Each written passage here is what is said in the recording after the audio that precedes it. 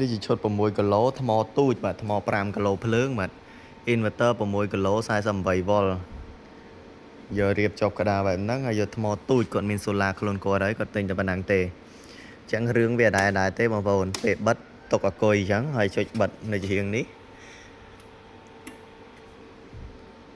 បិទវាទៅយើងអាចបិទអគុយបិទអីបានហើយពេល inverter នេះលុតយើងអាចតម្លាក់ disconnector អគុយអញ្ចឹងមកហើយចុចបិទថ្មហ្នឹងមកហើយពេលបើកថ្មមកហ្នឹងហើយបើកថ្មមកពេលវាភ្លឺពណ៌បៃតងបានដើរនេះភ្លឺបៃតងអញ្ចឹងហើយយើងកាច់មកតាមប្រភេទអគុយប្រភេទថ្មអីទេបើកនិយាយទៅបើកថ្មមុនមកបាទបើកថ្មហើយបើកម៉ាស៊ីនហើយតែប៉ុណ្ណឹងទៅសិនទៅបានហើយចាំមើលវាចេញភ្លើងអត់បើអត់ចេញភ្លើងទេអានឹងរឿងរ៉ាវហើយបាទ